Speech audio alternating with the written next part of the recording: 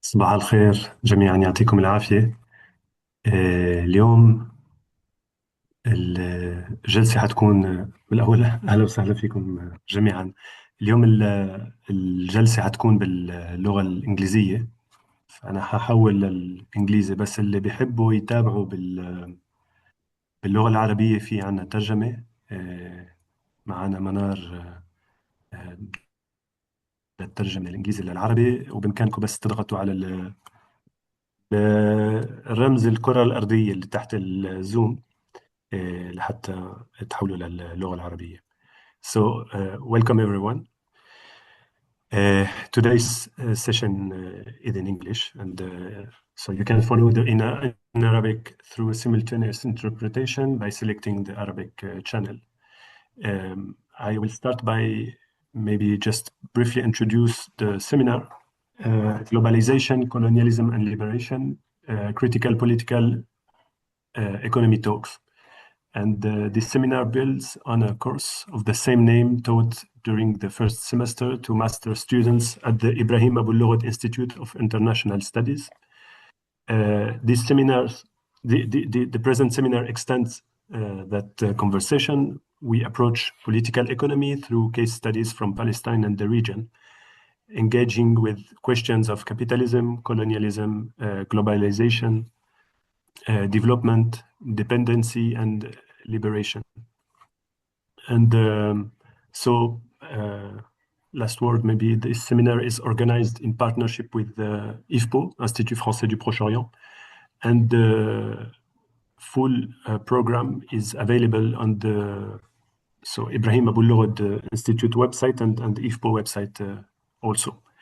And today's session is with Katharina Grüeneisl, my colleague and friend. And the title of her presentation is Forced Labor for Free Trade, Tracing Gendered and Racialized Exploitation in Jordan's Garment Industry. Just a word, last word to say that our next session will take place on 25 April with Hisham Safieddin, and it will be about the financial colonialism and US sanctions, concepts and policies. Katharina, the floor is yours. Thank you. Thank you so much, Tahir. Thank you also to Basil, to the organizers of this seminar. I'm very humbled about this invitation, very glad to speak to all of you at Birzeit, even if none of us is actually at Birzeit, sadly. Thank you so much for having me. And I will screen share. I will go back to screen share if that is okay, Basil. Is now the right time?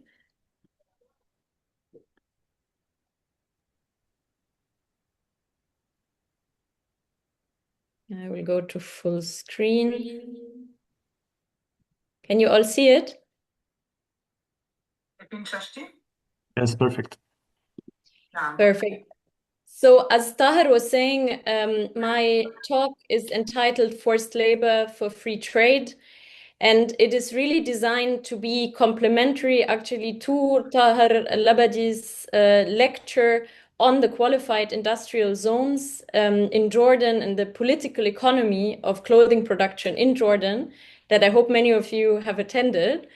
And what I want to do today is to really zoom in on the particular migrant labor regime that structures the sector and that renders it profitable and competitive. And what I will present to you is based on 2 years of ethnographic research in Jordan's two largest industrial zones, Al Hassan in Irbid Governorate and Ad Duleil in Sarka Governorate in Jordan. And I will speak to you today as both an ethnographer, so as someone who's doing ethnographic fieldwork and who is interested in how is a particular labor regime actually lived, how is it endured, how do workers cope, and what is their kind of agency in creating lives in this particular labor regime.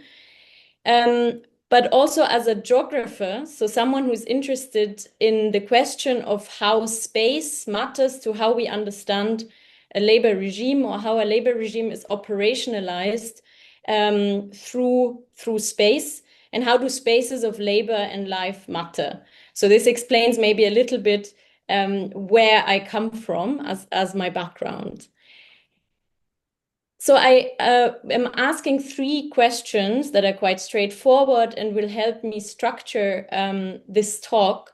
The first is, why is female migrant labor such a central pillar of Jordan's clothing production regime today?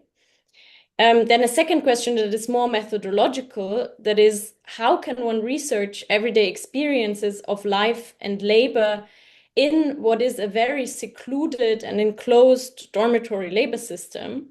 So let's say a methodological challenge. And then to think about how participatory mapping methodologies can be one way of helping us to understand how labor exploitation is actually operationalized through space, through time, through social relations, and also through the individual body. For those of you who know little about the clothing industry in Jordan, I do want to come back briefly to its geographies today, and this will also bring us back to why was American free trade so central to first creating the sector and today, until today, structuring the sector.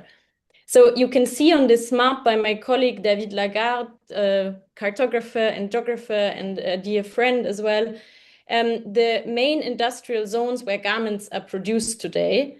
So you see El Hassan and Abdullail, the 2 places where most of my research took place, so concentrated in the north of Jordan. But there's also Aqaba, so the only seaport of Jordan that now has a growing cluster for garment production. All of these are industrial zones that were created in the late 1990s. And here I come back to Tahir's talk as the so-called qualified industrial zones. And these qualified industrial zones, you see some of these architectures here were kind of cut from the national territory of Jordan as extraterritorial production zones, or you can also call them special economic zones. And as in other contexts in the global south, the idea was these were placed under kind of central government control, today the Ministry of Investment, and they were subject to all sorts of exceptional rules. So advantageous taxation, advantageous import rules, the possibility, for example, to repatriate all of the profits that are made in these special economic zones. And this is specific to the creation of these qualified industrial zones and to their particular geopolitics, is that actually they were created in 1996. I mean, 1997, the agreement came into force, and it extended the Israeli US free trade agreement to these particular extraterritorial zones on Jordanian territory.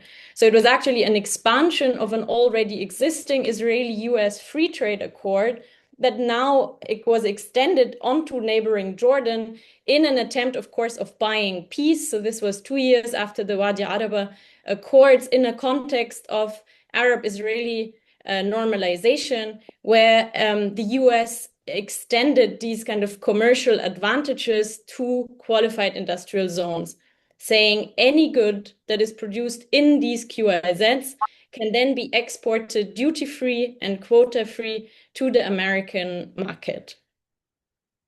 And one of the sectors that relocated to these qualified industrial zones really from the beginning,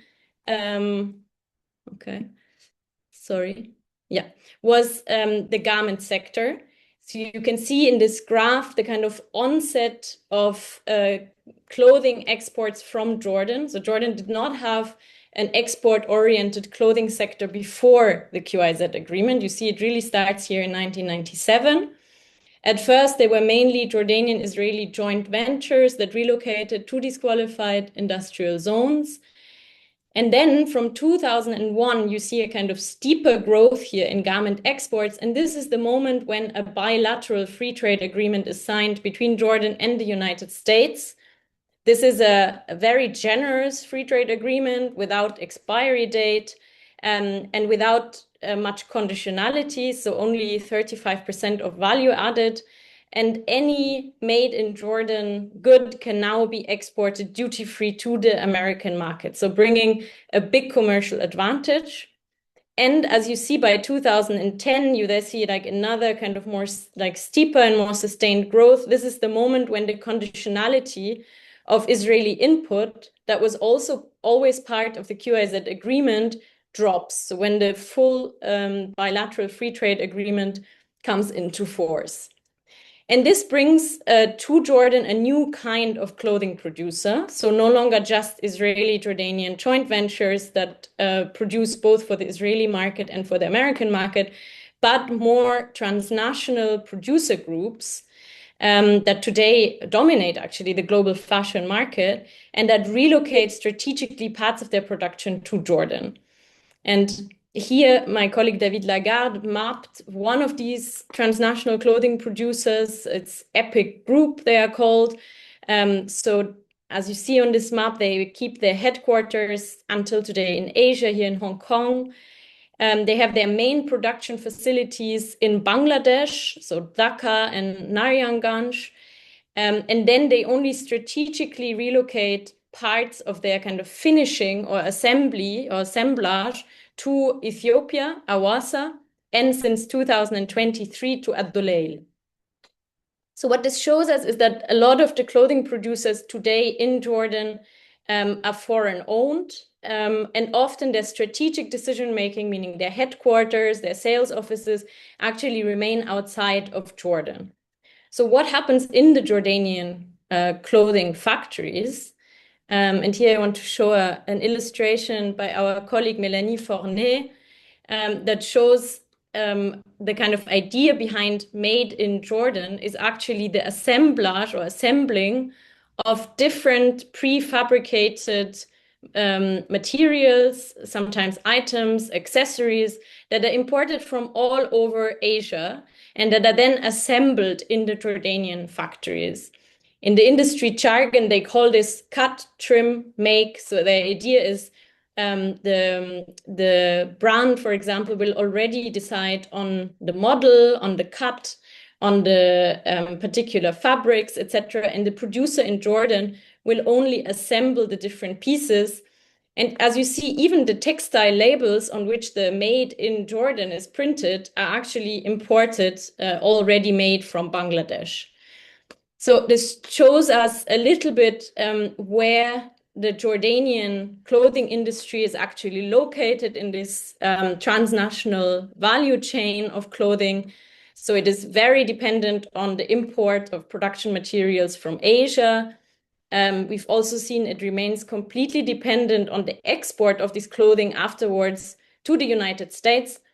And this, and I'm sure Tahir exposed this in his talk, means that this particular sector is extremely dependent on smooth logistics routes, especially on a global fashion market that is becoming ever faster. We all heard about fast fashion, the idea that the time between when a new collection is designed, when an order is placed, and when we as consumers can buy the clothing on a shelf in a shop is extremely important to keeping a brand competitive. And so this kind of structures this very rapid sector where the lead time is really what makes a producer competitive. But as I said, what I want to focus on actually today is that besides imported production materials, machinery, and as you see, even capital from abroad, the Jordanian clothing industry also heavily relies on migrant labor. So they also import the majority of labor, primarily today women. So over 70% of the workers in the sector are women that are recruited from across South Asia. And today, 75% of workers in the industry are non-Jordanian. And the 75%, the number is a result only of a quota that has been imposed since 2012 by the Ministry of Labor, stipulating that at least 25% of workers need to be Jordanian. So this is an obligation of the sector, and it would likely be even higher if this quota didn't exist. So we can ask, why is it so crucial to the Jordanian clothing industry to recruit these foreign workers, right? Despite the kind of logistics and the costs that are actually involved in the recruitment of these migrant workers. The answer is not salary, because these workers earn the same salary as their Jordanian or also Syrian counterparts in the factories. A very low salary, we have to say, that is below the Jordanian minimum wage, but they all earn the same salary. So the answer is elsewhere. The first part of the answer is that workers' separation from their families, and especially the separation of women from their kind of social environment, meaning their children, their parents, but also their broader kind of family responsibilities, means, of course, that more of their what we can consider productive labor time can be exploited, because they are kind of alienated from their reproductive roles or their caring roles. So in differentiation to their Jordanian colleagues or their Syrian or Palestinian colleagues, they do not have caring roles while in Jordan, and are much more, let's say, disposed to accept extreme overtime hours and work very, very long hours, which is crucial for, as we have already seen, what is a very intensive production regime. The second part of the answer brings us to the kafala or sponsorship system that regulates labor migration in Jordan today, and that ties migrant workers to a single employer for their residency and work permits, and thus is crucial in enhancing control over workers. So what is important to understand is that under the system, workers cannot change their employer while in Jordan. They cannot change the sector, and they cannot even leave the country without what is called the employer's release agreement. What this means today in practice is that even if working conditions, for example, are abusive, workers are often constrained to complete the 3-year contracts they sign before coming to Jordan, because employers otherwise often force them to pay a fine. They impede them from reclaiming their social security contributions. At times, they even withhold their passports, and they also oblige them to pay their own tickets home. So what we see is that the kafala system here enables a form of cultural labor system, or of captivity, or moments of forced labor, as defined by the ILO, that structurally allow the employers immense control over their workforce, something that wouldn't be the case with local workers. This heightened control over workers is also then spatialized, and I think that's the third part of the answer, which is that we have already seen that the production is confined to industrial zones. Here you see a map of Al Hassan industrial zone by my colleague Heba Sakarne, a Jordanian architect and a brilliant cartographer.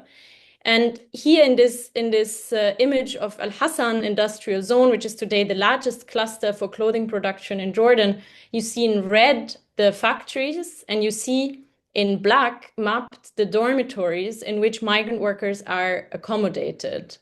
You also see in a thin red line the wall that encloses the Al Hassan industrial estate. So we see like a walled industrial zone that is isolated actually from surrounding villages, Al Buwaida and Ramtha. So it's really an isolated site in which workers are confined to live, not only to work, but also to live. And so the costs for accommodation and catering are automatically deducted from migrant workers' cash wages. So it's not a system that the worker can opt out of or can decide not to follow. It's obligatory. So employers in this case become landlords, and their control expands from the factory shop floor to workers' private lives.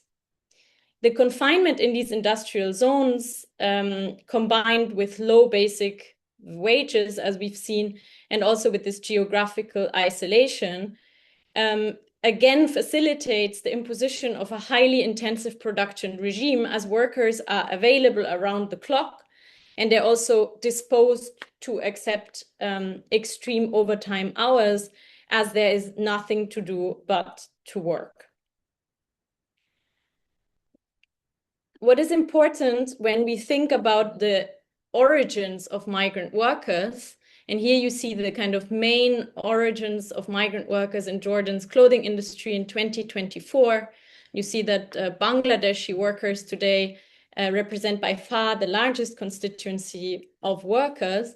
What is important, I think, here is to say that neither the kind of racial composition or ethnic composition nor the kind of gender composition is an accident, but that there are very intentional kind of politics of recruitment by the garment producers, but also politics of migration governance by the Jordanian government that coincide to create a workforce that is first racialized and second gendered.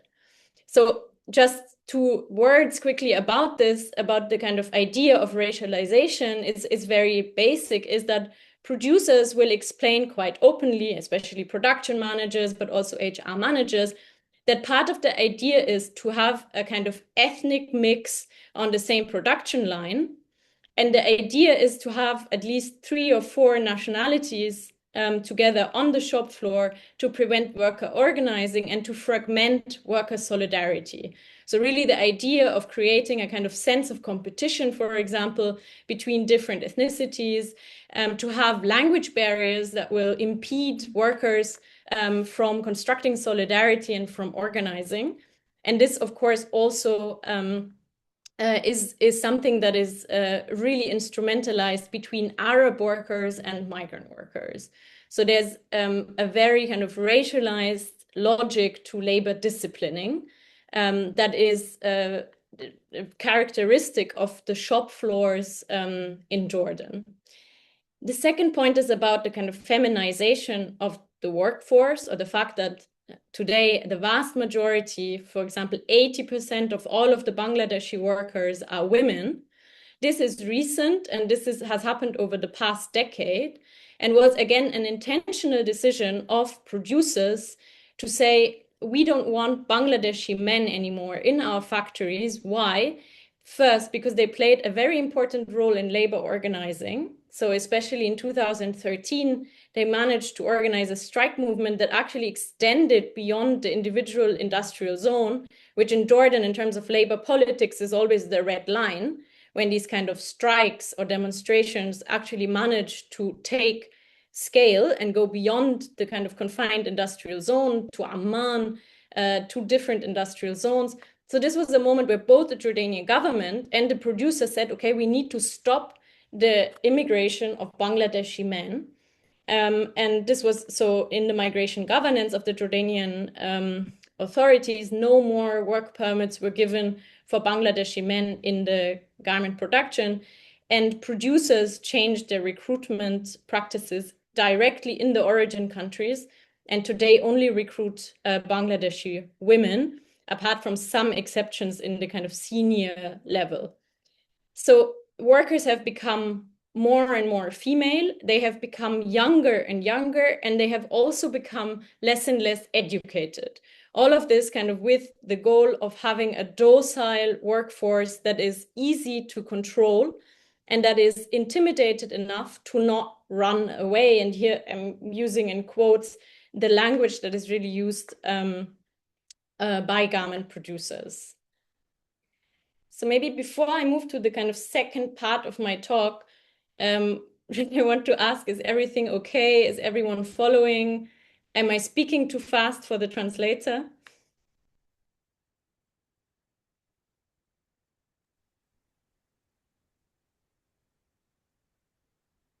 Seems okay. Yeah? Okay. Yeah. So I continue? Please. Okay. So the second question I want to ask here is one that is more methodological, as I said, and that is really, how do we research everyday experiences of labor and life in a kind of secluded industrial zone and production space, for example, like Al Hassan, but also like Abdullah, like Aqaba, like the other industrial zones. And again, I think this is a question that probably reverberates across different contexts, not just Jordan, But in a region like the MENA region, where we see a proliferation of special economic zones, and where more and more labor is contained in these special economic zones, this is a real question we need to pose as, let's say, scholars of labor and of work, is to how can we penetrate these spaces, and how can we do the type of ethnographic research that really allows us to understand how workers experience these industrial environments. And I mean, the easy answer is always to say I was very lucky, but I think it is part of the answer, and I think it's very important also to really grapple with that and to say quite clearly that the research that I have been able to do over the past 2 years might already not be possible in the same way anymore in 2026. Very important to this is, of course, the changing political context in Jordan. So I would say definitely the fact that there's a crackdown on research, especially on critical research, and that the defunding of labor solidarity work that was very much funded actually by the United States, that this defunding has been used to close down structures that were politically inconvenient anyways. And so I quickly want to speak about the Worker Center or Markaz al-Ummal in Al-Hassan industrial zone that you see pictured here, that became a very, very important safe space for me during my research. As an ethnographer, you need spaces where you can meet workers, repeatedly, where you can hold focus group discussions, and that are kind of removed from the control regime that I explained of employers that extends, again, to the entire industrial zone, especially in an industrial zone that is walled, that is surveyed by private security firms, and where it is absolutely impossible to gain unmediated access to workers if you kind of enter the industrial zone, let's say, officially through its main gate. So what became very important for me was what I traced here in green is the kind of back roads that lead into Al-Hassan from the backside and across the walls, as I showed in the picture previously, alongside the workers. So the kind of various back entrances that bring you into the industrial zone unobserved. But then, of course, also the Worker Center, which was an independently led at the time still kind of leisure center for workers that had actually turned without an official mandate into a space for labor organizing and into a space also for worker socializing that was to some extent removed from the control of employers. This space was closed down, as I said, in January 2025 in the kind of wake of US funding cuts, but again was politically already very inconvenient to many of the actors from the Ministry of Labor, to the producers, etc., because it had become a very important space for workers to express their grievances, but also to collectively organize. So it had become actually politically dangerous. So this was very crucial to my research. And what was also very crucial to my research was a collaboration with Ashra Tuba, 10 Tuba, a cartography and urban research collective that is based in Cairo, and more specifically the two colleagues pictured here, Ahmed Zaza, engineer and architect, and Heba Sakarne, urban researcher and architect, her from Jordan. And it was really to also come to terms with the limitations of my own research method. So the fact that the classical kind of, let's say, ethnographic repertoire of methods, from interviews to focus group discussions to participant observation, did not get me very far in the environment of the industrial zones. There are many reasons, and I want to be short. One obvious reason were the multiple language barriers that I encountered, right? And one, as you've seen with the kind of ethnicities, there were often 7 to 8 languages spoken in a single group of workers. So there was an obvious language barrier to research methods that rely only on verbal communication. But beyond that, there was also an atmosphere of extreme intimidation where workers are being instructed to repeat the ever same scripts to auditors from brands, to auditors from the International Labour Organization that do annual worker surveys. And so what I got in my interviews were the ever same scripts repeated back to me in an atmosphere where speaking out can immediately result in the termination of your contract. So it was also grappling with the fact that actually I was kind of repeating an extractive research encounter that didn't really lead to anything. And so part of what we did with Ashra Tuba was actually to start open and collective mapping workshops with workers in both Abduleil, where we met in migrant cafes, migrant-run restaurants, etc., and in the Al Hassan Workers Center. We did this over 2 consecutive years in 2024 and 2025, and each time over an extended period of 3 months that allowed us to meet workers again and again. And the idea was really to set up quite an open workshop format where we invited workers to join this mapping work without exerting any pressure on how or to what extent they needed to participate. So they could come as spectators, they could come as spectators twice and choose to participate the 3rd time, or they could also never participate.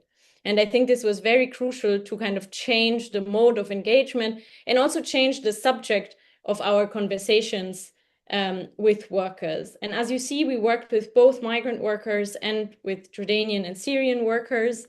And the Abduleil municipality actually then over time also became a second safe space for us, with a municipality that was actually very favorable to the work we were doing with the workers, because part of the questions we were asking was not just what happens inside the factories, but actually how does the environment of the industrial zone impact the workers' lives?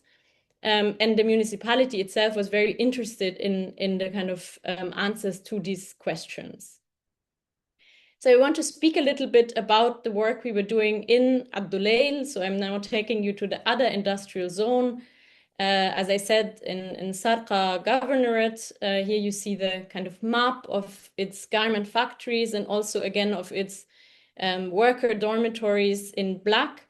In differentiation to Al Hassan, Abduleil was created as a private industrial park in the end of the 1990s and was then granted QIZ status. It belonged to the wealthy Palestinian Al Khayat family. And this industrial park is still privately run. And as you can see in this map, for those who are used to looking at maps, what you see is that the industrial zone has somehow grown together with the town of Abduleil around it and has set in motion a very rapid urbanization process. So on the southern kind of edge of the industrial zone, you see this very dense, largely informal urban area where Jordanian workers, but also Syrian, Yemeni, and Egyptian migrant workers live side by side with the workers' dormitories of South Asian workers. And so our goal was to engage with all of these communities living side by side in what is called Hay al-Masana, like the area of the factories, and to understand, first of all, how do they actually move, what is their kind of day-to-day mobility in this industrial zone. And one of the important findings of that work was that different ethnic groups move very, very differently in the area. So here we superimpose the kind of mobility maps of Jordanian workers. So these are all female workers, so Jordanian female workers. You see their kind of movement radius in blue. Syrian refugee women workers in the factories. You see they have what is called Hay as-Suriyin, so like an area that is kind of mainly inhabited by, in this case, Syrian women, a lot of women-led households from Eastern Ghouta. So there's a kind of community, a very strong community aspect to their movement. And then you see in red here mapped the movement radius of our Bangladeshi participants who take no public transport, who rarely ever leave the very narrow radius between factories and dormitories. And of course, this is linked in part to what we've already seen. So the extreme overtime that they work and the very, very little actually time that is there. But also, of course, brings us back to, for example, the question of the kafala and how the kind of illegality or legal precarity actually can constrain movement. So as part of the mapping, our participants also took photos and provided kind of captions or explanations with their photos. And here is one of them, where the worker really describes how her iqama or her residency permit determines how safe she feels in Jordan, as something that is temporary. And as the renewal of the iqama is something that the employer is charged to do, and they often intentionally don't do the kind of annual renewal. They bring workers into a situation of extreme legal precarity where any movement beyond the industrial zone is perceived as an extreme risk. It's the kind of movement radius of workers is also linked to perceptions of risk. So we also mapped with workers how risky do they feel is their kind of living environment. And you see here in red the spaces that women marked as unsafe. And here again, here this is Jordanian and migrant women. So this applies to everyone. Where do women become victims of sexual harassment, of robbery, but also of road accidents in an area that has no pedestrian infrastructure at all. And here again, I let you look at this citation by a female garment worker who describes how unsafe she feels out on the streets, often because migrant women workers are perceived as defenseless. They can be assaulted, they become victims of robbery, and also of kind of racist assault or attacks in the open street. So a feeling of extreme insecurity that actually further constrains the radius of movement that, as we've seen, is already constrained through this confinement between dormitories and factories. In Ad-Dulayl, the risk that women perceive is also something that is often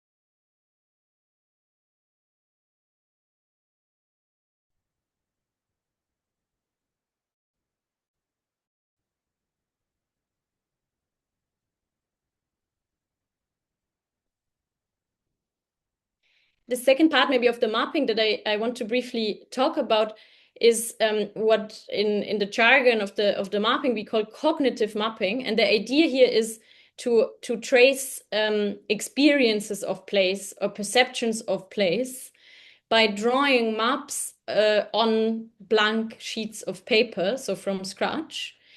And of course, the maps that emerge from such exercises are maps that defy the conventions of normal cartographic representation in terms of scale, etc., as you see here, but they capture other things. They capture atmospheres, they capture stories, and they become very powerful tools of storytelling of workers. As you see, a lot of these drawings are annotated. So workers who know how to write often annotated their drawings to explain what they are drawing, or they accompanied them by stories. So the map became a kind of baseline for storytelling. Workers produced all sorts of cognitive maps. You see here on the left, for example, a map of a factory.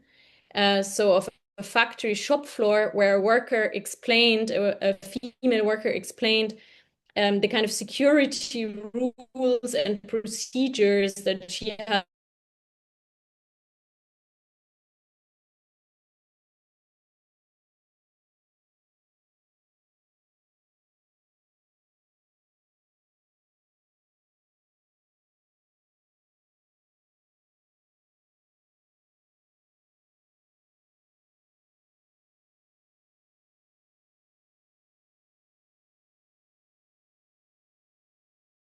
is a drawing that my colleague Heba Sakarne realized the basis of some of the drawings by workers to represent this dormitory rooms that many of the workers' maps captured. And I will read the quote of a female worker from Madagascar, who was one of our participants in this mapping session. She explains everything happens in the same space. Phone calls home. We wait for hours just to get hot water or access to the kitchen. And when you finally want to rest, someone else. It is this situation of kind of simultaneity and overcrowding that is actually perceived as eating up the kind of little free time that workers have after these endless factory shifts that we spoke about, with kind of overtime hours from 10 to sometimes 14 hours a day during the clothing production peak season. So insufficient infrastructures in the dormitories do not only cause kind of physical risk, as here, for example, in a photo and the caption provided by a worker that talks about open kind of electricity lines and the risk, but also these kind of hours spent queuing, queuing for the bathroom, queuing for hot water, queuing for a space to cook after factory shifts, that results in a state of permanent exhaustion, physical exhaustion and mental exhaustion, and that adds to the kind of exhaustive rhythms of factory routines. So when workers described why they were exhausted, the factory routine was only part of the answer, and the other part of the answer was that the space that was supposed to be for social reproduction, so the space that was supposed to be a space of rest, of recovery, actually became another space of exhaustion and of fighting for kind of basic bodily hygiene, rest, and other things. So it really showed how these dormitories are actually part of these infrastructures of exploitation.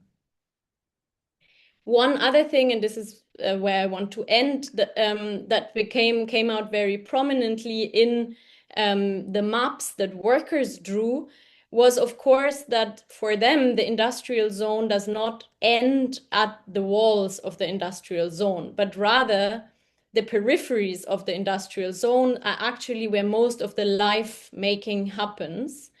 And especially the marketplaces, cosmopolitan marketplaces and migrant businesses that have clustered on the peripheries or around the industrial zones are actually very crucial to how workers cope with this migrant labor system, but also make livelihoods that go beyond or transgress the formal labor system. A term that is used to describe these spaces outside of the kafala system, outside of legality in a way, is kaliwali. Kaliwali is a term that actually means nothing in any language. Kali in Hindi means black, and wali is the one who, so it could be the one who goes black or becomes black. So it has to do with going illegal, and what it means in the jargon of or what is called lughat al-masana, the language of the factories. Kaliwali means working illegally or becoming completely illegal, so like leaving the factories. And the spaces that kind of provide the space to go kaliwali or to become kaliwali are the kind of different marketplaces that have emerged around the industrial zones. Here, what is called Souk al-Bengal in Abdulail. We mapped here the traders who trade side by side in Souk al-Bengal. As you can see, they're not all from Bangladesh. They're also from Jordan, from Yemen, from India, from Sri Lanka. So it's actually a very, very cosmopolitan market street. And these markets really live with the rhythm of the factories. So they mainly come to life after factory shifts and late at night. So this is the particular rhythm of these spaces. And what the maps of our participants showed is that a simple shop front like the one pictured here above, for example, that looks like a clothing shop, a little barrack of 40 square meters, in fact becomes a workspace for over 9 people and is a space that combines different migrant businesses.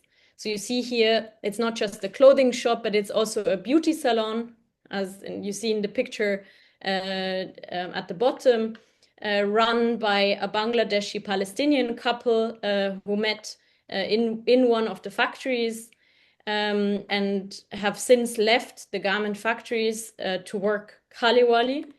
And it's also a production space. So in the back of the shop, you see that it's a production space with several sewing machines and an iron where Asian dress is produced, but also counterfeit clothing, as some of the models that are produced in the factories kind of leak into the market spaces and are kind of produced as counterfeit models that look very similar to the ones produced in the factory and are then sold on the local market. So you have these different types of work that allow workers either to complement their very low wages in the factory or allow them to actually leave the factory wage labor, even, of course, if this comes with very high legal precarity. Sometimes they leave the factories, as we've seen, without even having their passports. So they enter a kind of other systems of often social and economic exploitation because of that extreme legal precarity in which they live once they kind of become or go Khaliwali. I feel like I've already spoken too long, but I just want to kind of briefly conclude on this note of like, why could this kind of approach of counter mapping labor and life in Jordan's garment industry, why can this matter, or how does this change our way of understanding the labor system in clothing production? The first is what I think I already explained at length, is the idea that it transforms the mode of engagement with workers. So it brings you away from the kind of standard scripts, from standardized interview methods, to foreground really how a labor system is experienced, individual narratives, and also the kind of forms of agencies of how is this carceral labor system circumvented, and how do workers manage to kind of construct lives and also futures beyond this particular labor system. Beyond that, also part of the idea and a lot of what I've spoken about decenters the factory. Usually when we analyze labor regimes, we have a tendency to focus on the factory and on the shop floor, and especially in literature on the garment industry, this has been often the sole focus. Whereas here we are in a dormitory labor system where workers are actually forced to live at work and spend a lot of their time at work, including local Jordanian workers who often migrate to the proximity of an industrial zone like Ad Duleil for the work opportunities, and where the kind of industrial environment and the broader environment of the industrial zone forms part of how labor control and disciplining is operationalized.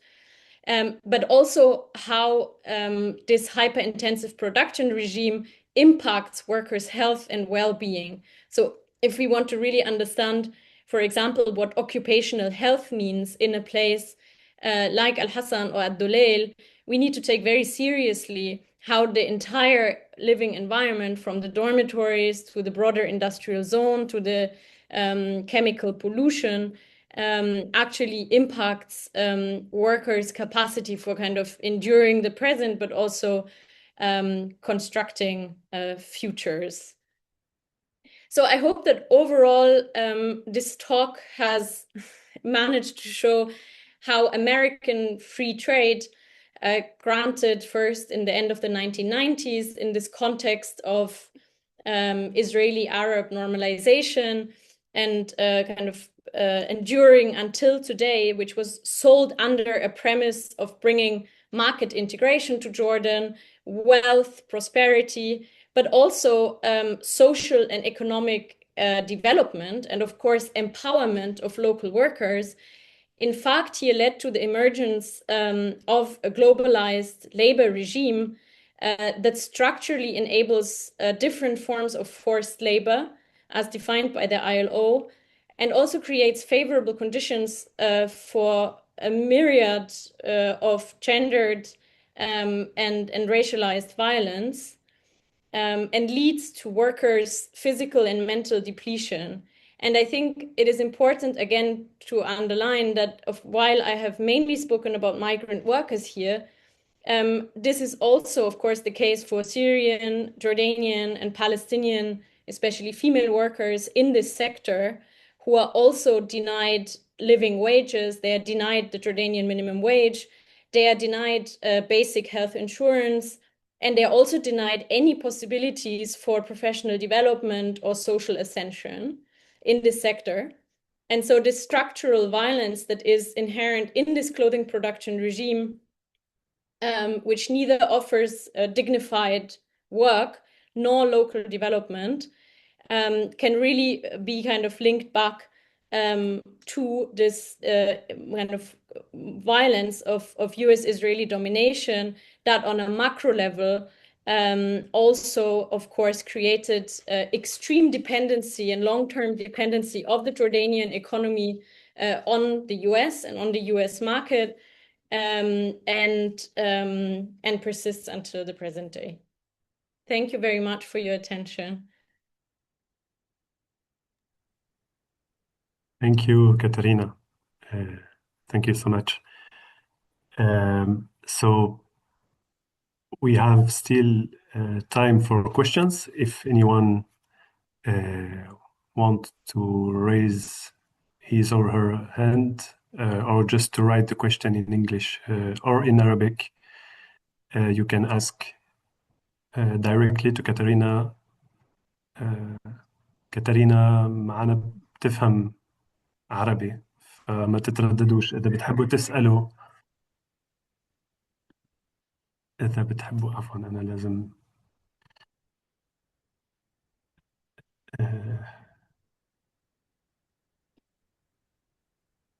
I think باسل عنده سؤال صح؟ صح، يعطيك العافية. عفوا. كنت عم بقول إنه كاتارينا معانا بتفهم عربي، فإذا بتحبوا تسألوا دغري بشكل مباشر يعني فيكم. طيب أنا عندي سؤال إذا ممكن. تفضل باسل. هو مجموعة من الأسئلة صراحة، يعني يعطيك العافية كثيرين، يعني جميل جدا وشغل عن جد مهم بس هيك في أكثر من سؤال يمكن يعني خطروا ببالي وأنت بتحكي. حكيت شوي عن الميثودولوجي، بس عندي سؤال كمان إنه حكيت انه مش ممكن البحث هذا يتم، او لربما انه مش ممكن يتم الان. فعندي تساؤل انه هل في تقييدات اكثر على، وانت لمحت شوي صغير يعني، بس شو شكل هاي التقييدات على العمل الاكاديمي والبحث في الاردن؟ وهذا كمان جابني على سؤال تاني صراحة، انه ايش هي يعني شو وات از ذا اوفيشال جوردانيان ناريتيف، ايش هو الخطاب الرسمي الاردني بخصوص هذه المناطق بالتحديد، ويعني تبريره لوجودها، او حتى للانتهاكات اللي عم بتصير، لانماط العنف الجندري والعرقي اللي تحدثت لها، بس كيف الحكومه الاردنيه او الوزارات المختلفه بتتناول هذه القضيه. وهذا كمان وداني على سؤال اضافي اذا بتسمحي لي، او سؤالين هم. انه حكيت عن الكفاله شوي، فكان عندي هون سؤال انه هل بيختلف هذا النموذج؟ انا ما بعرف عن، يعني هل بيختلف عن نماذج الكفالة في الدول الاخرى مثلا في لبنان او في الخليج؟ هل في شيء مختلف في الاردن على وجه التحديد؟ وهل ممكن يطلعوا، يعني انت كمان تطرقت شوية صغيرة، بس هل ولا هم كمان كباحثين عن عمل يعني مضطرين يضلوا وبدهم يضلوا في الأردن على سبيل المثال؟ فهذا كمان كان تساؤل عندي. والأخير هو عن الحقوق العمالية. أنت حكيتي أنه في مرحلة ما العمال من بنغلاديش كأنهم نظموا أنفسهم في نقابات. والتساؤل اللي عندي انه يعني ايش موقع الحقوق العمالية الآن اليوم في هاي المناطق بالتحديد؟ وهل في إمكانيات يعني للتنظيم يعني وسائل شبيهة للي تفضلتي حوله، يعني اللي قاموا فيه على سبيل المثال العمال من بنغلاديش، ولا هذا شيء معدوم الآن؟ بس هيك أفكار وأسئلة يعني عامة كثيرة. ومرة ثانية شكرا كثير لك. شكرا باسل. Tahir, should I answer directly? Yes, you can. Sure. Okay. But there were a lot of questions, so Yes. I will take them one by one. So maybe I start with the Jordanian official narrative, and thank you for asking about it because I didn't have the possibility to talk about that at all. So the Jordanian official narrative until today is this is a key sector, productive sector of the Jordanian economy. It is its second largest industrial sector after phosphate and potash. So it is a crucial industrial export sector that is important to producing kind of macroeconomic stability and positive macroeconomic figures. So it, in kind of industrial and trade politics, it occupies a very prominent role. And it's very prominent in the 2033 kind of Jordanian economic modernization vision. So the idea is that this sector will grow eightfold until 2033, which doesn't look like it, but that's kind of the official narrative. And it also occupies a prominence in kind of performances of attracting foreign investment and also in making progress in industrial development.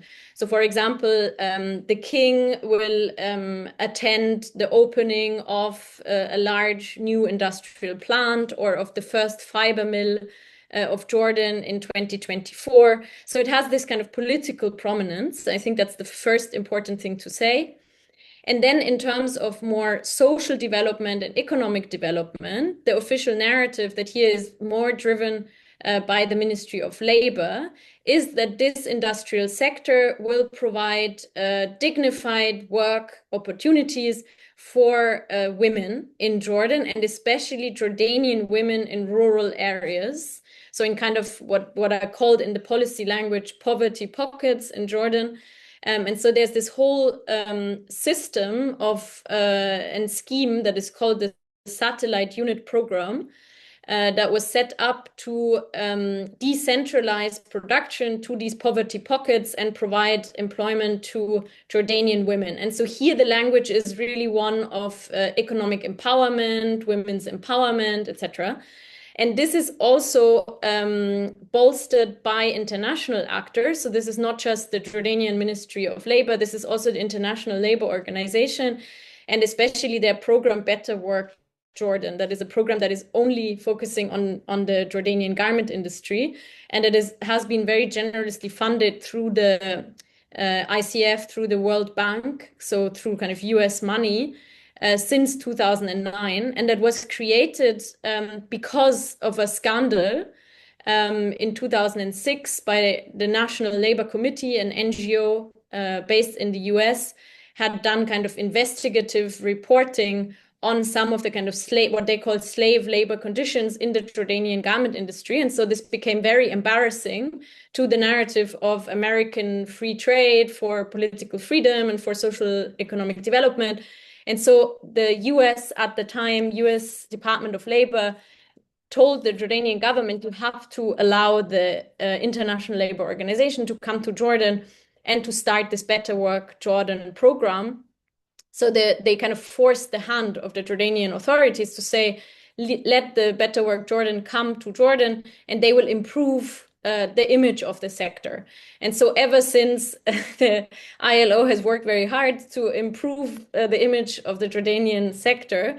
And this is crucial when we talk about kind of what is the official narrative also internationally at the moment. And it is really, and I think that's also what is astonishing and what is important, is that Jordan has become a kind of model country for compliance improvements. So compliance is the idea that in a way, you privatize workers' rights. So workers' rights become something that is monitored by brands. They have their own kind of compliance standards and their own compliance mechanisms. And you then have these transparency portals, etc., that are implemented by the International Labor Organization to, in a way, monitor how compliant producers are. And Jordan is a bit the champion of compliance because there's been such improvement in compliance. What, of course, this conceals is the fact that in practice, structurally, absolutely nothing has changed. in this labor system since 2009. So even though Jordan has become a kind of compliance champion, and I would also say, and this is to answer your like a part of your fourth question about workers' rights, there have been some improvements on the level of kind of individual rights. So, for example, there's now a unified work contract. There's less kind of abuse in terms of indebtedness during recruitment. So there's better kind of regulation of recruitment agencies.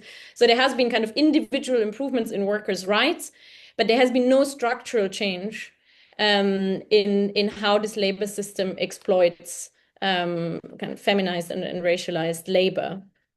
So I think that's really important to say. Just a word maybe on labor unions and organizing. That was part of your last question. There is a one kind of unitary labor union for the sector. It has been there since the 1980s, so even before the QIZ Accords, and then was kind of part of negotiating the QIZ Accords with the same president since 1988, so like preceding the QIZ agreement. And this labor union kind of plays, I would say, a very acquiescent role. So they are the kind of they are part of the performance of workers' rights, and they are part of the performance of workers' representation. But there no migrant workers can run for office in this union. So it's only Jordanian workers who can actually assume office in this labor union. And most workers have very little trust in this labor union because it is very close traditionally to the Ministry of Labor. They have a track record of kind of preventing worker organizing. So they will actually, they will say that very openly. They will say our role is to keep production going and to prevent conflict. So this is how they see themselves, but they are not champions of labor rights. And so labor organizing does take place, and it does still take place. And I think it's one of the very impressive facts about these industrial zones, that despite decisions like we will not let Bangladeshi men come back into these areas, there has always been labor organizing. And it continues. And just last year in winter, there was a very successful case, actually, of labor organizing in the Asil factory in Tajammu'at, so in Sahab, like close to Amman, where workers of 9 different nationalities, including Jordanian workers, managed to organize themselves completely outside the union in secret, and managed to, from Jordan, have contacts to press, to workers' rights organizations from Sri Lanka to India to the US, and actually managed to claim one of the biggest compensations from American brands that were ever won in Jordan. So there's even successful cases of labor organizing through what is under Jordanian labor law illegal channels of organizing, right? So unannounced strikes, etc. Okay, one last word. I don't want to be too long because I want people to ask questions about the kafala. I think this is a huge question. I could talk about it for an hour, but I think I really like your question, Basel, because I think the kafala is not the same between Jordan, between Lebanon, between the Gulf. It is not even the same between domestic work in Jordan and industrial work in Jordan. And so I think this is really a very interesting conversation for scholars of labor in the MENA to have very seriously, which is, what do we actually understand when we say kafala in these different contexts? And how can we actually think about kafala not as one system, because it's really not a system, right? It's a kind of ensemble of practices, of different laws, of cultures, and it is actually often very sector specific, very context specific, and it also changes over time. So I think it's really something that maybe collectively would be interesting as scholars of labor to disentangle, to think about what actually happens when we think about how nuanced this term is, rather as treating it as like one big category of the same thing. So thank you for that question. One last word maybe on the crackdown. I think that the current crackdown, I mean, in Jordan, again, it's a long topic to talk about, but it's on all levels, like the space for any kind of critical knowledge production has become extremely narrow over the past 2 years. This targets, as we know, journalists, researchers on all levels. There have been first entry bans on researchers. And it's also something that comes not only, and I think that's what I find quite interesting, comes not only necessarily from the Jordanian authorities, but also, of course, here from corporate actors. So as soon as you do research that actually takes interest in the role of corporate actors, like, for example, in the case of Jordan Classic Fashion, which is the kind of flagship company that dominates the entire market and that really sets the agenda in the Jordanian garment industry, they are the ones that become actually maybe the most, let's say, dangerous interlocutors, and who really have an interest in silencing researchers and in making sure they can no longer access they can no longer access their kind of field or do research. So I think that's, yeah, I hope I did some justice to your questions. Yes, thank you. شكرا. أي سؤال تاني؟ أنا يعني بقدر هيك زيد شوي تعليق كاترينا. أنا ليش برأيي كتير مهم اللي قدمت لنا إياه اليوم. كنا نحن بالمساق ومع الطلاب يعني حاولنا دايما يعني نشوف شو الوجه الآخر للعولمة اللي عادة بنسمع عن فكرة سرعة التدفقات، بنسمع عن فكرة يعني سهولة التنقل، من تنقل البضائع لتنقل رأس المال لتنقل كمان العمالة، وبصورة دائما إيجابية، بأنه تنقل العامل هو يعني جزء من يعني تقدم وتطور الأمور والحياة. وأنت هون ما حكيتي لنا عن العمالة المتنقلة، حكيتي عن العمل القسري، واللي بين أنه يعني شغلهم هدول العمال في المصانع الأردنية مش مبني على قدرتهم على التنقل، بل بالعكس هو جاي من النظام اللي عم بيقيد وعم بضبط حركتهم ليوصلوا للأردن ويطلعوا منها، ولكن كمان جوا الأردن في مناطق صناعية، في أماكن اللي هم بيباتوا فيها إلى آخره يعني. وبقلب المصنع نفسه كمان من ناحية كيف نظام العمل عم بيكون. ففكرة إنه هون في يعني هذا الوجه الحقيقي للعولمة وللتنقل وللتدفقات. بعرفش إذا بتحبي تكملي شوي على الموضوع، بس أنا يعني هون بلاقي يعني هون في هيك صدى مباشر للي كنا نحكي فيه بالمساق مع الطلاب. Yeah, thank you for this, Tahir. I think that's really one of the kind of paradoxes, no, that are really, really crucial actually to this idea of kind of labor mobility. I think there's always a discourse, as you said, that is very positive, that is a discourse especially of kind of female labor mobility, that creates a parallel between labor mobility and especially transnational labor mobility and also social mobility, so social ascension, etc. And actually, in a lot of the kind of individual narratives and these kind of migration trajectories that are mainly Asia, Middle East kind of trajectories of migration, actually what is much more central is this idea of extreme confinement. And the confinement is actually a confinement that doesn't start in Jordan. It is often a confinement that starts, for example, in forced marriages, forced teenage marriages, that confine these women already in their countries of origin, for example. that will then often confine them in a first kind of migration to the cities in this kind of early or teenage marriages, that will then confine them to, for example, slum settlements close to industrial zones in places like Dhaka that are extremely polluted.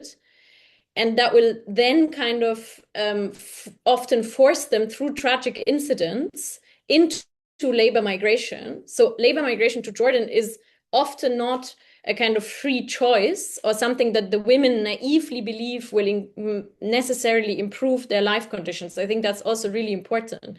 For a lot of women, the decision, and I put it in quotation marks, to migrate is a tragic incident. So it could be the death of the husband or the death of the main provider in the family, or could be so it's often they are forced actually into migration, and then kind of basculate from the confinement in their origin countries to the confinement in these Jordanian industrial zones. And so I think this is really kind of a paradox that is at the heart of this labor regime, that it relies both on hypermobility, so it relies on the fact that these women need to be mobile to survive. And it's also something, of course, that in places like Bangladesh that is linked to climate breakdown, that is linked to the fact that some of the places of origin of these women are no longer livable or inhabitable. So this forces them to be mobile, and this kind of hypermobility is something that the clothing production regime relies on, and at the same time it relies on their confinement, on the possibility to confine them. And so I think it's really at the heart kind of that mechanism of here globalization, that is one of both hypermobility and confinement. And that provides the grounds for capitalist extraction.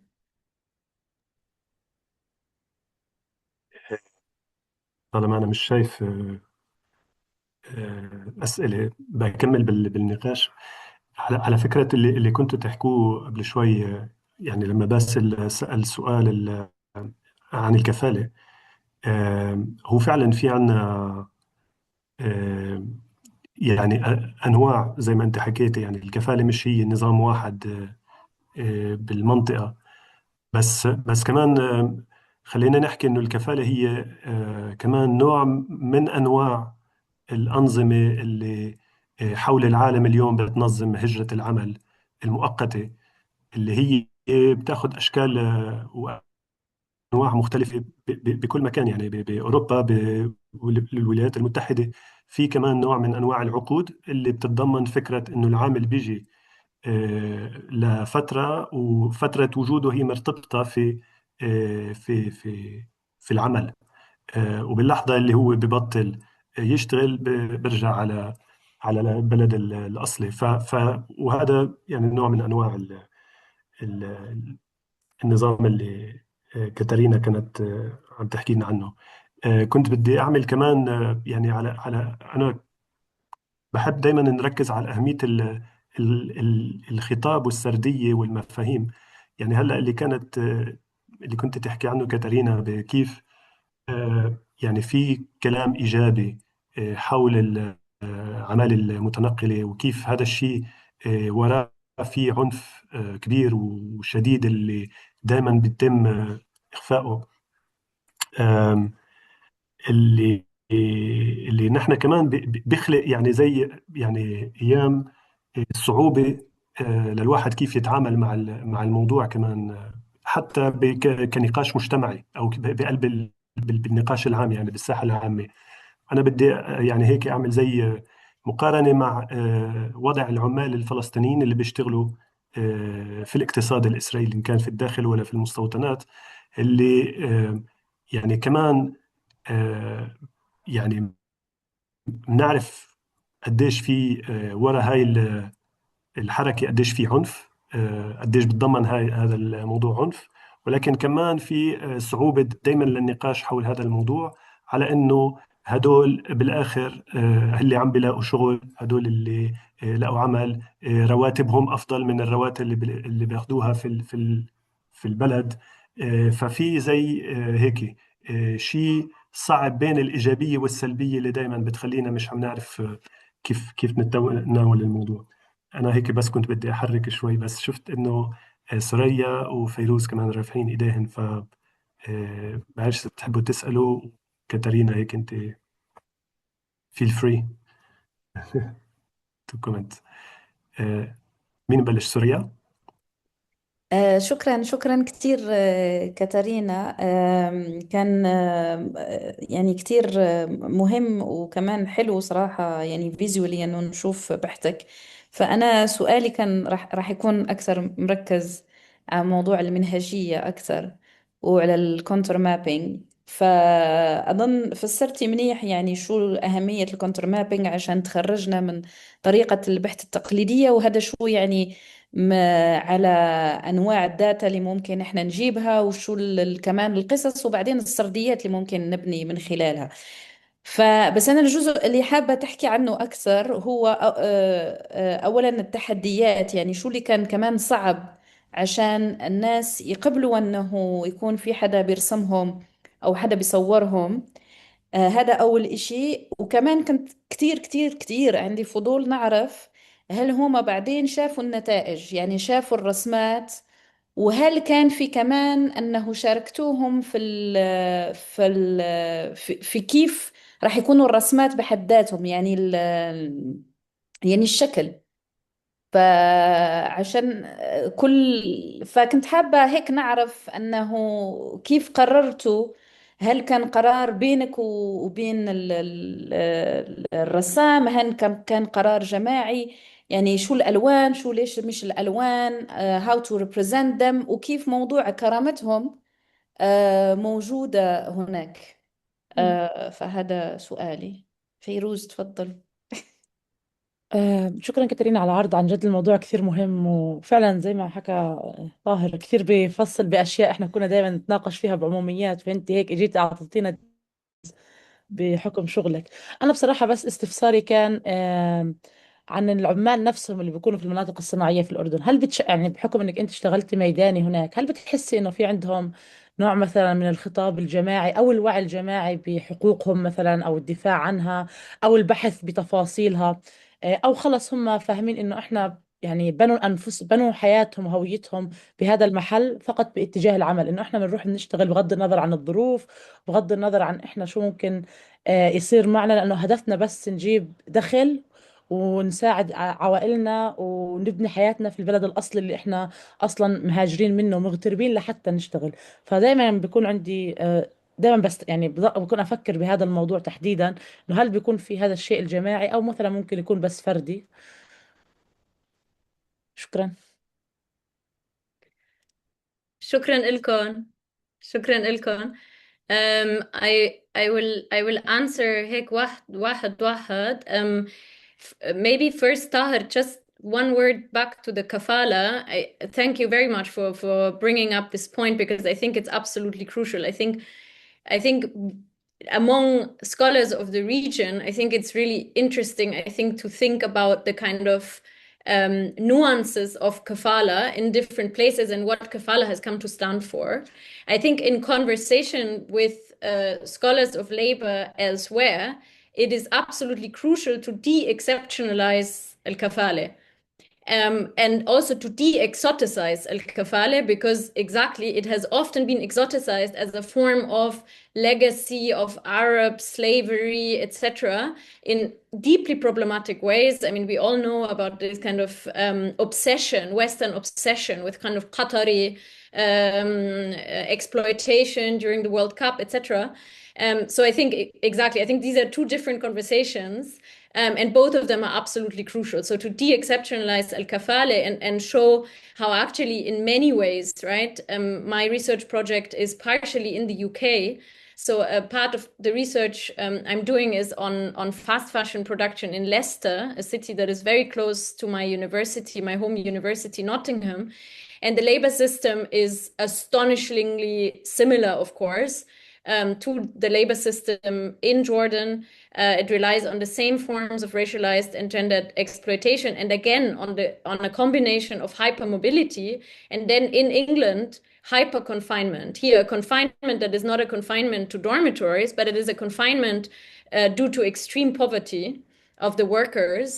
who also then live confined in Leicester in kind of abandoned factory buildings, etc., and are paid actually comparatively even less than their counterparts in the Jordanian factories. And so thank you, because I think that's an absolutely crucial point to kind of de-exceptionalize and de-exoticize, especially al-kafale.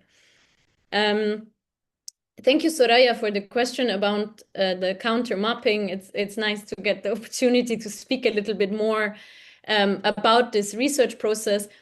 And maybe the first thing to say is that when I started the collaboration with Ashra Tuba, I had absolutely no idea where this was going to go. And in no way did I imagine that 3 years later, we would still be working together. So when I first called Ahmed Zaza and asked him to help with the mapping of the industrial zones, my goal was very simple. And it was simply to say, listen, the official maps that we have of the industrial zones only show us the factory clusters, and they don't show us any of the peripheries and these kind of dense, informal urban areas that have emerged around the industrial zones. And as an urban geographer, I'm interested in understanding the kind of urbanization processes and what's been happening around the zones. Can you help me to map out, because it's a lot of work, right, to create this kind of base maps from scratch? Can you help me to map out building by building what is actually happening in terms of urbanization around these industrial zones? And this is how we started. So we didn't actually start with the idea of involving workers in the mapping. So it's really something that emerged quite organically from our work with the maps, because when I started the actual on-the-ground mapping over months with my colleague Heba, of course, people would stop us in the street and would ask, like, what are you doing? What is this? What are these maps, etc.? And we realized that actually these maps opened so many productive conversations about the place, about how workers lived, about where they lived, etc. And this is really what then encouraged us to say, okay, let's try and see whether these maps can become a kind of material that will open other forms of engagement with the workers. And again, really crucial was Ahmed in this regard, because Ashra Tuba, since the Egyptian revolution and since the Maspiro project that they started working on, like right after Thawra al-Masriya, they have a lot of experience with doing this kind of participatory mapping work. And I have to say, I was very, very skeptical, because I felt, okay, a lot of the workers are illiterate. They have never seen a map. The maps will not speak to them. The map is not something intuitive, I thought. And Ahmed kept telling me, no, don't worry, you will see.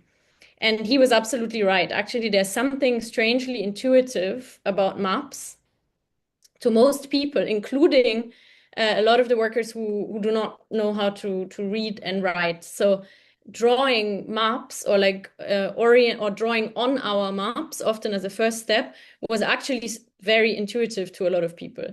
I think what really helped was the presence of al-muhandisin, al-muhandis Ahmed, al-muhandis Heba, so people who had credibility as professionals of the map rather than just me. So I think that was really very productive.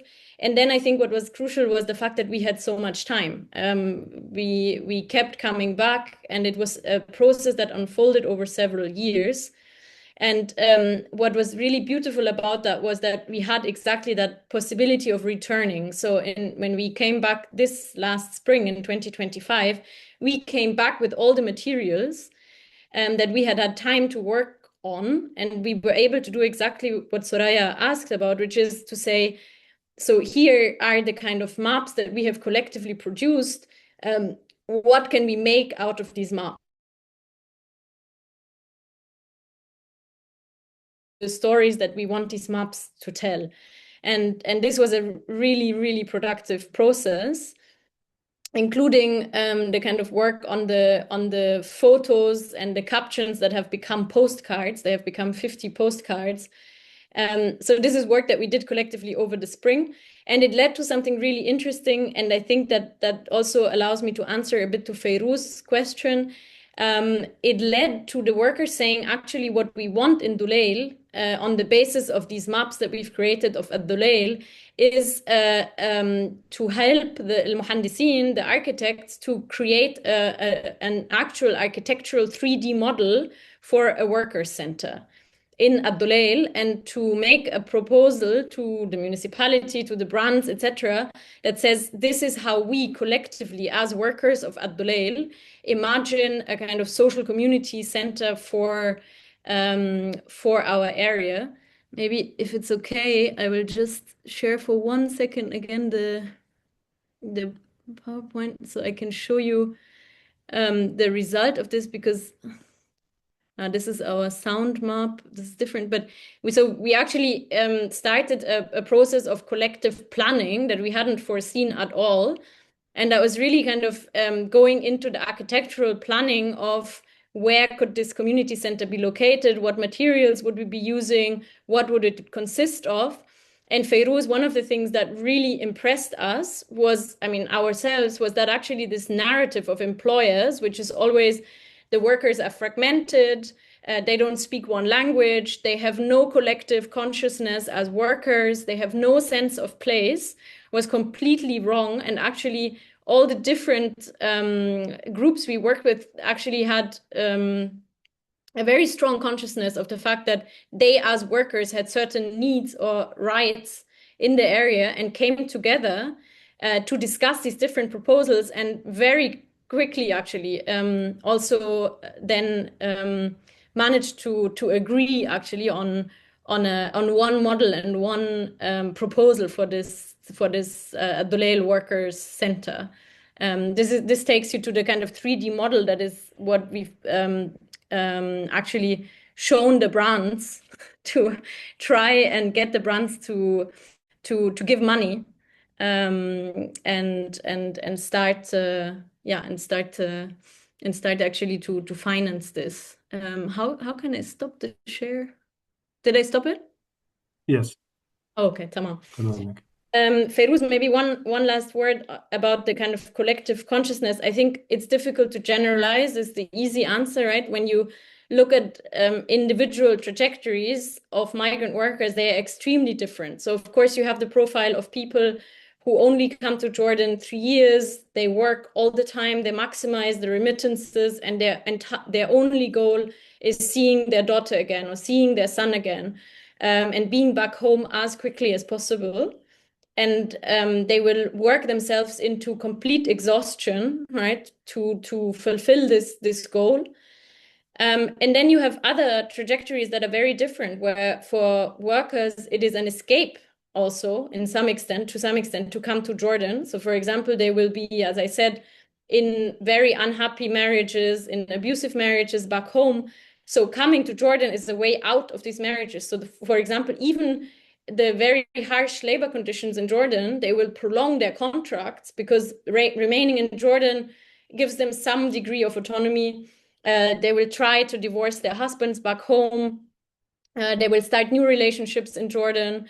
There are a lot of love relationships, of course, also in the garment factories, and not necessarily between workers of the same nationality. So sometimes it's also the beginning of a new life trajectory, where workers will then try to construct new lives with new partners, with new families, either in Jordan or elsewhere.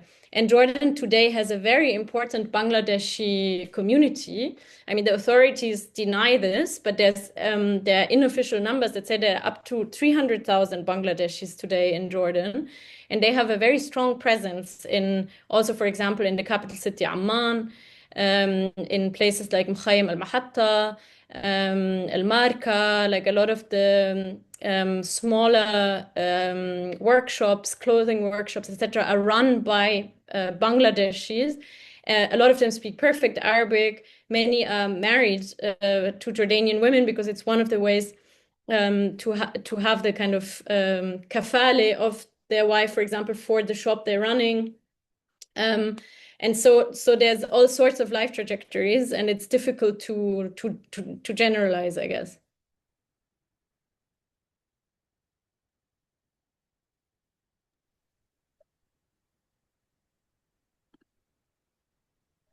عظيم. شكرا كاتارينا. في سؤال عن إذا كان هذا العمل منشور مع الفيجوالز بأي مكان نقدر نحصل عليه. So I mean, part of it is on our project website, and it has, for example, it has the publication of the Abdoulaye Worker Center. It takes you also to the sound map. So we did a sonic and visual mapping of the Al Hassan industrial zone, that allows you as a viewer to kind of enter some of these spaces that characterize this labor system. And this is really, the idea was really to have a kind of pedagogic tool as well, to work with students, students who are not necessarily particularly interested maybe in labor regimes or political economy, to explain like what is life and labor actually like in these places. So I can put this in the chat, the project website. Then there will also be on the website in probably 2 weeks the final project report on the cartography that will show a lot of the maps that you have seen will be in this report, with text.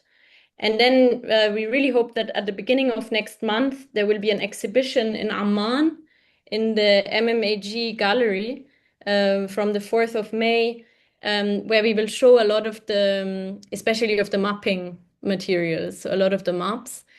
And maybe this is something I didn't say when I think I really liked Soraya in your question, when I mean you talked about al-karama, like the dignity that in representation, and I think it's a huge challenge in working with very marginalized workers, and also in working in environments that are often only seen under a lens of kind of scandal. And I think that was one of the beautiful experiences, both of the mapping, but also of the kind of work we did with sonic mapping and with our illustrator colleague, was that the kind of idea of representing through sound and through illustration brought a more dignified image of some of these industrial zone environments, and also of the lives of migrant workers. And that actually it was really beautiful to see some of the reactions when we came back with the sound recordings and we came back with the illustrations, to see, for example, how migrant workers who were street traders or who were like migrant entrepreneurs really felt that we had brought somehow value and appreciation to the lives that they had built in these spaces, right? On the opposite, where this wasn't something that was going under the heading of kind of, scandal and only abuse, but also kind of to change the representation of these spaces and to say, well, these spaces, of course, like Al Hassan, and that's kind of part of the idea also of the exhibition, is to bring students also into that space and say, these spaces are also exceptional spaces. They are cosmopolitan spaces. They are fascinating places. They are places where boys from Ramtha work as translators and speak 5 Asian languages. So they're not only spaces of kind of suffering and exploitation. They're also spaces where kind of transnational relations and globalization is made, right, in a way. So let's give these spaces also their kind of value and their space in how we think about a country like Jordan, for example.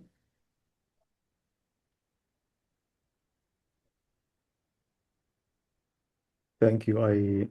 The question in the chat was from me. I'm Faye Mar'i, a professor at the architecture department. I only got to see the end of your presentation because I had a class that ended at 1. But it's really very, very, very interesting. And I asked because I wanted to show this as a sample for students' research. So I'm looking at the websites that you sent, and I will send those. And if there's anything else you are able to share, I would be very happy to discuss that with you. So thanks a lot. Thanks a lot for your interest, Faiq. I'm very happy to send also the cartography kind of report to you, which I think will be interesting to share with students in architecture.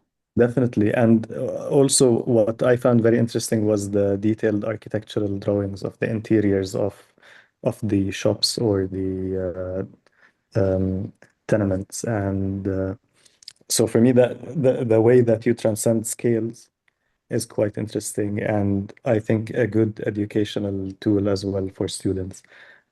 So I'm looking forward to, I don't know, maybe listening again to the recording or reading the rest of the work. Thank you, Faiq. And I think one of the fascinating things was that I think maybe we would not have worked across scale in this way if the workers hadn't automatically in their cognitive mapping were like kind of switched scale. They switched scale very intuitively from our scale, which was one of the industrial zone, to the scale of the individual room, to the scale of the commute, to the scale of the interior of the production space or of the bathroom they clean as a cleaning lady. And I think that was really a learning experience for all of us. And I'm saying also my colleagues Heba and Ahmed, where they said it was incredible actually how this kind of switch in scale was something extremely intuitive to the workers when they were mapping. It wasn't the difference whether they were mapping their migration trajectory from Bangladesh to Jordan to their individual bed and how they set in order their private belongings on the individual bed in the dormitory room. And I think it's really something that we also learned, that how important actually that these kind of switches in scale add to understanding how these labor regimes are lived, right? And how we can think globalization at the scale of a dormitory bed. So I think that was something that we really learned from the workers and from their quite uncompromising way of understanding the map as something that works across scale. And so I think that's really something we're also trying to show in the exhibition, is really this kind of like switching of scale to tell stories at different scales about globalization. Yeah. So thank you for that. No, thank you very much for the explanation. And also Tahir and the organizers. I thank you. شكرا فايق. So any more question؟ يمكن خلص خلصنا. شكرا كثير كاترينا، يعطيك العافية، يعطيكم العافية جميعا. كانت عن جد هيك جلسة ممتعة.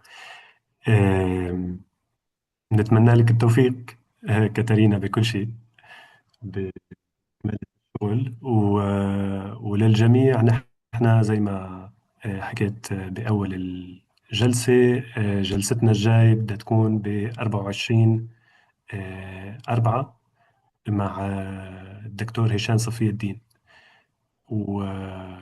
وفيكم تتابعوا كمالة يعني البرنامج كله موجود كمان مرة على موقع المعهد إبراهيم أبو اللغد وعلى موقع الإيفبو معهد الفرنسي للشرق الأدنى. شكرا لكم جميعا، يعطيكم العافية ونهاركم سعيد. سلامات. شكرا للعزومة، شكرا طاهر، شكرا باسل. يعطيكم العافية، شكرا كثير كاترينا.